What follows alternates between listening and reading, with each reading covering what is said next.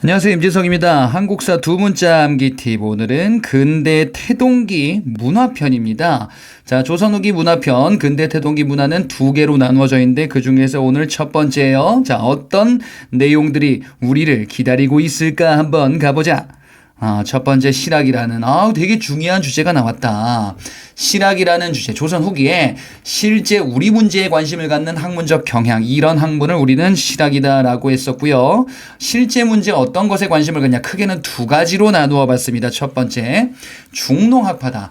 농업 부문에 관심을 갖는데요. 농민들에게 토지를 분배해서 자영농, 내 땅을 가지고 있는 자영농을 육성하자. 그것이 우리의 문제를 해결하는 지름길이다라고 하여 경세치용학파다라고도 이야기를 하죠. 그 다음에 상공업을 육성하자. 그리고 청의 선진 문물을 받아들이자라고 하는 중상학파는 이따가 보도록 하죠. 자, 이 중농학파와 관련된 사람들 크게는 우리가 세 명을 중심으로 하여 살펴봤었습니다.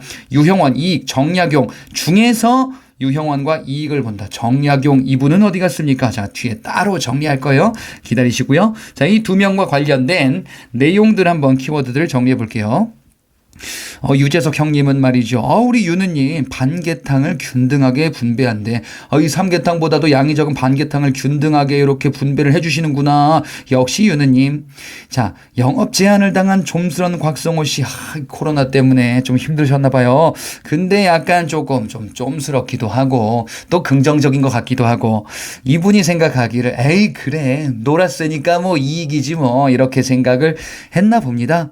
그렇구나. 자, 우리는 지금 유형원과 이익이라는 이 실학자들에 대해서 정리하고 있는 거예요. 한번 보죠. 유형원이에요. 유형원. 이 유형원은요. 대표 서적으로서 반개수록이 있네요. 자, 반개수록이 있고요. 이 사람은 이 지금 토지를 분배하는 문제에 대해서 균전론이다라고 이야기를 했죠. 균등하게 분배를 하는데 그런데 뭐가 있다 그랬냐? 신분간 차등을 둔 이런 균등 분배다라고 이야기를 하죠. 그래서 신분간에 균등한 분배다라고 하면은 틀리다. 신분간 차등이 있다라는 것을 전제로 한 이런 토지 분배를 주장하니 그것이 바로 유형원의 균전론이고 그 저서가 바로 반개수록이었었죠. 두 번째, 이익이라는 중농학파 실학자. 자, 이익이라는 실학자는요. 과구록 저서로서 과구록이 있습니다. 그리고 성호사설이라는 백과사전이 있어요. 이렇게 크게는 두 가지로 나누어서 볼 수 있겠죠. 자, 이 이익은 한전론을 제시를 하죠. 이 한전론은 토지를 분배함에 있어서 어떻게 해요? 최소 생계 가능 토지. 최소 생계 가능 토지를 영업전으로 설정을 한단 말이에요. 예, 영업전으로 설정을 해서 이는 매매를 제한하는 거죠. 그러니까 이거 사고 팔지 못하게 하는 거지. 최소 생계 가능 토지를 보장하는 것을 전제로 한 토지 분배를 이야기를 했었구나. 이게 바로 이익의 토지 분배론이었었어요. 이 이익은요. 6가지 당시의 폐단이 있다. 조선사회에는 6좀을 제시하면서 이것이 조선의 문제다라는 현실 부분의 문제에 대해서 언급을 하기도 했었던 실학자 바로 누구였습니까? 이익이었습니다. 자, 이 사람들 정약용 뒤에 우리가 볼 정약용과 함께 중농학파 실학자예요. 다음 보자. 이번에는 중상학파 실학자들. 자, 이 중상학파 실학자들은요, 4명을 봤었습니다. 누구를 봤었냐? 유수원이라는 학자, 그리고 홍대용이라는 학자, 그리고 박지원과 박재가 이 4명을 중심으로 봤었어요. 자, 상공업을 육성하자라고 하는데 상공업 육성은 기술 개발과 청의 선진 문물이 수반되어야 된다. 그래서 청의 문물을 수용하자. 세 글자로 뭐라 그럽니까? 예, 북학론이다라고도 이야기를 하죠. 그래서 이 학파를 북학파다라고도 하는구나. 한번 볼게요.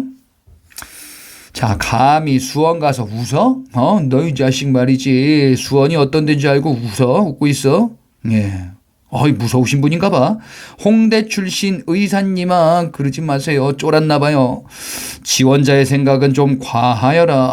어디 지원했나 봐요. 지금 수원에서 지금 이렇게 지원했는데 의사님 앞에서 이러면 안 되겠죠. 생각이 뭐가 과했나 봤더니 북한 사람들은 그냥 다 박제해버리지. 이건 좀 너무 과하다. 그죠? 이건 너무 좀 끔찍한 것 같아. 자, 요거에 대해서 우리가 한번 보자. 유수원이라는 사람이 여기에 이렇게 있네요. 자, 이 유수원의 대표 저서로서 우서가 있죠. 중상학파 실학자 유수원. 이 사람은 저서 우서를 통해서 이 상공업의 중요성을 이야기를 합니다. 산농공상의 직업적 평등. 산농공상, 공상, 수공업과 상업, 상공업이 천시되는 것에 대해서 문제를 제기했었구나. 그래서 직업의 전문화를 추구했었던 이런 대표 실학자, 이를 주장을 했었구나. 그 다음에 홍대용이 있습니다. 자, 이 홍대용 실학자는요, 대표 저서로서요, 의산문답이 있어요. 문답 Q&A 저서구나. 그 다음에 임하경륜이 있었습니다. 두 가지가 있었네요. 자, 이 의산문답은요, 허자와 실홍, 허자가 묻고 실홍이 답하는 이런 문답 Q&A를 통해서 대화 형식으로 이 저서를 풀어가죠. 그래서 여기서 주장하는 게 뭐야? 세상은 말이지 전 우주가 있고 그 다음에 이 지구는 중국이 중심이 아니라 이제 막 태양 중심을 돌고도 있다. 이 우주의 무한한 부분의 하나다. 우주를 연구하네요. 지전설이죠. 그래서 뭐야? 아니, 중국이 세상의 중심이다. 이건 말이 안 된다라는 당대의 세계관을 비판하고자 했었던 사람이 홍대용이고, 이 저서가 뭡니까? 의사문답 반드시 알아두셔야 되죠. 임하경륜은 농업에 대해서 이야기를 합니다. 홍대용 같은 경우에도요, 토지 분배를 이야기를 해요. 균전론을 이야기를 할 거예요. 그런데 앞서 봤던 유영원의 균전과 다르게는 차이점이다라고 한다면은 여기서는 신분의 차등을 전제로 하지는 않더라. 자, 다음에 박지원이라는 실학자에 대해서 우리가 살펴보자. 자, 이 박지원은 대표 저서 관홍소초가 있습니다. 그리고 열하일기. 이렇게 두 가지가 있구나. 관홍소초와 열하일기. 자, 이 박지원은요, 관홍소초를 통해서 농업에 대한 이야기를 해요. 이 박지원도 앞서 봤었던 이과 비슷하게 한전론을 이야기를 합니다. 그런데 좀 차이가 있죠. 앞서 이익은 최소 생계 가능 토지를 이야기했었는데 그를 제한할 것을 이야기했는데 박지원 같은 경우에는 최대 토지 소유에 제한을 둬야 된다라는 이러한 차이점이 있다라는 것을 봤었습니다. 그리고 열하일기는 청나라 열하지방을 방문해서 남긴 기행문이에요. 여기서 무엇을 강조합니까? 그래. 우리가 필요한 거는 다름 아닌 뭐냐. 수레가 필요하다. 수레를 통해서 물자를 유통하고 화폐도 유통한다라고 하면은 모두에게 이익이 된다라는 이런 상공업의 구체적인 이야기를 하게 됩니다. 그 다음에 박제가 있죠. 중상학파 실학자 박제가. 이 박제가는 서얼 출신이야. 이 정조시기 때 등용됐었던 이 서얼 출신 박제가. 이 사람은 북학의라는 저서를 남기죠. 자, 이 저서에서 무슨 얘기를 했죠? 박제가는 재물을 우물에 빗대서 우물을 퍼내자면 말라버리는 것처럼 재물을 그냥 막 아낀다고 막 이렇게 하다 보면은 야, 이거 우리 안 된다. 그러니까 적당히 소비가 필요하다. 소비를 강조하는구나. 라는 이런 내용들. 그래서 4명의 실학자들을 정리해 봤습니다. 중상파 실학자였었어요. 다음 주제입니다. 국학의 역사서들을 파악을 하는데 이 조선 후기에 우리 것에 관심을 두자. 그리고 학문적 경향도 우리 것에 관심을 두는 국학이다라고 볼 수 있겠죠. 자, 이런 역사서들 저자와 그 다음에 저서의 이름을 중심으로 한번 살펴보도록 할게요.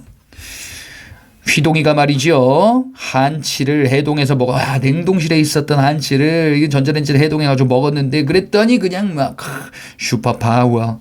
싸움에서 이겼나 봐요. 힘이 세졌나 봐.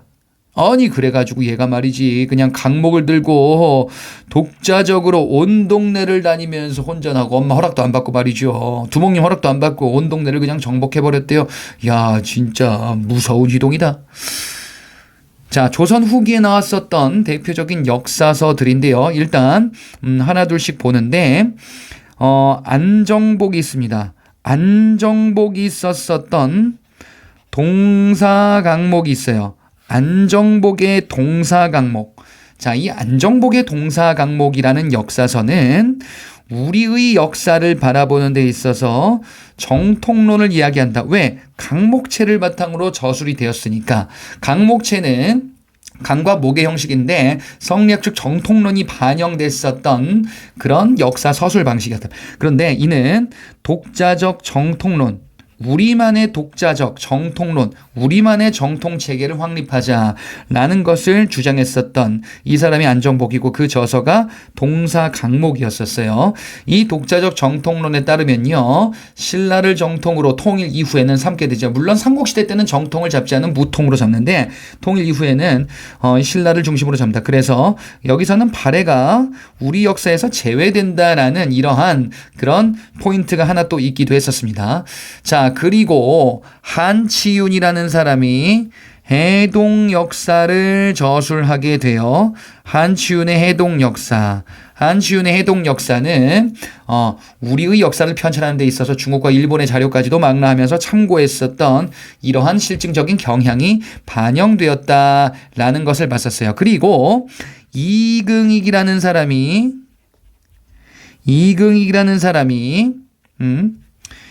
연려실기술이라는 역사서를 저술하게 되죠. 이긍익의 연려실기술은 조선시대 때의 역사를 정리했었어요. 이는 기사 본말체 형식으로 정리했었다라는 것이 포인트 얘기도 했었습니다. 그 다음에 여기에 나와 있지라는 유득공의 발해고라는 역사서도 있지요. 이 유득공의 발해고라는 역사서는요. 발해 역사를 우리의 역사로 바라봐야 된다. 그래서 통일신라가 단순한 하나의 단일 왕조가 아니라 북쪽에 있는 발해가 있다. 그래서 남쪽의 신라와 북쪽의 발해, 남북국이라는 용어를 처음으로 사용하기도 했었던 이러한 역사서 있었고요. 그리고 이종휘의 동사라는 역사서, 이종휘의 동사라는 역사서는요, 기전체로 작성하면서 만주 지방에 있었던 우리의 역사 예컨대 고구려, 발해 이런 국가에 대해서 주목을 하는 이러한 주체적인 경향이 강하다라는 것을 살펴봤었어. 이 조선 후기의 역사서는요, 내용도 많고 이 서적들이 많잖아요. 그죠? 저자와 이름을 알아두시고 그 다음에 그렇게 외우면서 한편으로는 지금 제가 말씀드린 포인트들을 함께 머릿속에 정리하셔야 되겠습니다. 이렇게 마무리하고요. 다음 근대태동기 문화 2편에서 뵙도록 하겠습니다. 수고하셨습니다.